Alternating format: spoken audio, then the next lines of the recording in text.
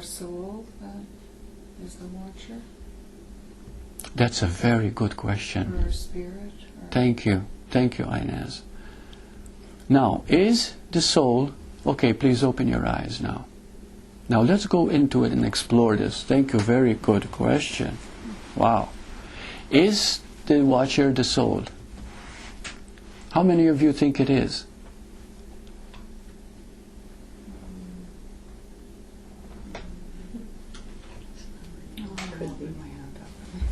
Okay. Or our spirit. Is our spirit and soul the same thing? No. Oh, okay. 95 or 98% of all books on the market on spirituality are about the soul. Soul evolution, soul stages, young soul, old soul, process of growth, self-improvement, self-empowerment. It's all about soul knowledge. But don't, as soon as you say soul, you make a separation again? As soon as you That's say very good. I'm going into that for a moment. So the soul is your appearance. Okay? The unique expression of you. Take, for example, let's do this. There's a pot of water.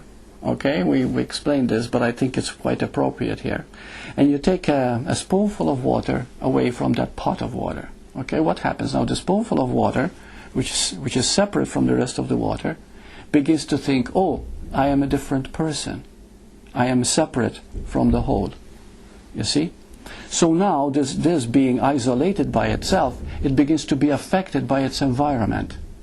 Okay? Maybe dust collects on it, maybe with this or whatever, it doesn't matter. But we're assuming that this little bit of water, apart from the rest of the water, has its own personality. Okay? It modifies. Now, we call this the evolution of that little bit of water, we call that the soul. It evolves. It keeps expanding, growing, growing in understanding, gaining experiences and all that. Spirit is perfect. Spirit is the watcher. Spirit never changes. Spirit is causeless. It is without a beginning or an end. It has no end, no beginning. It is deathless. Okay? It's eternal. It's unchanging. It can't be explained by the mind. It cannot be conceived by the mind. So the only way we can understand is through what the soul goes through, the process. But you might say, isn't the soul eternal? Yes, it is when we understand its action. But its action is always moving towards spirit, all the time moving towards spirit. You see?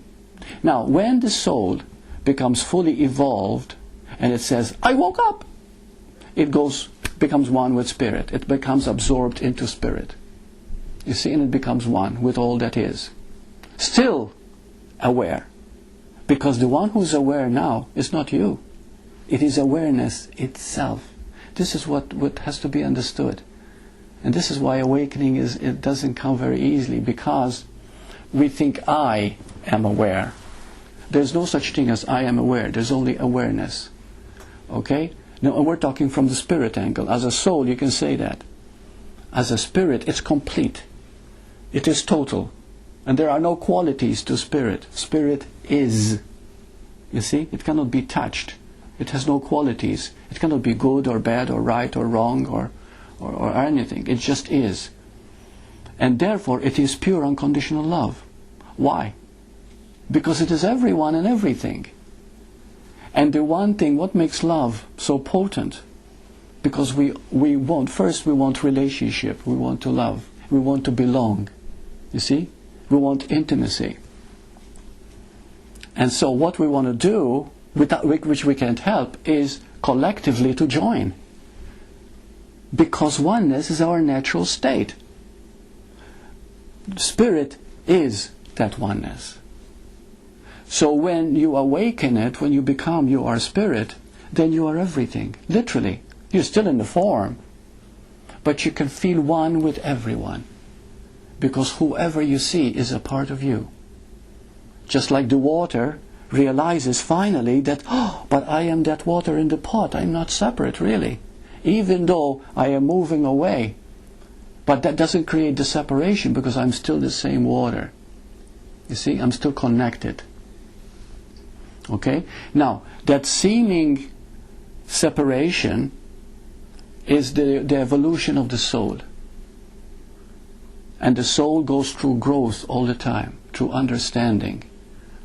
You're touched, but you read a beautiful poem and your soul is touched. You hear a beautiful song and your soul is touched.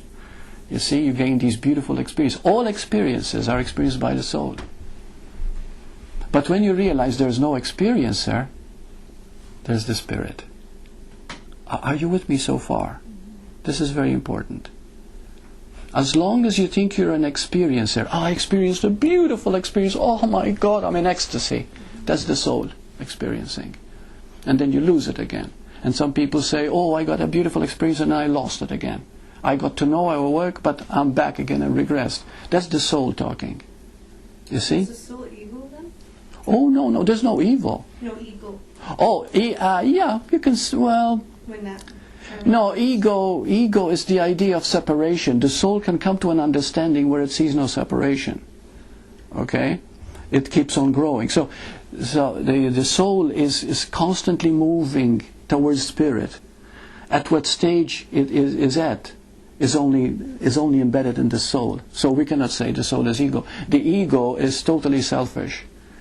Thinks only separation. It only thinks, I come first. I want to be better than you, for example, because better always implies better than.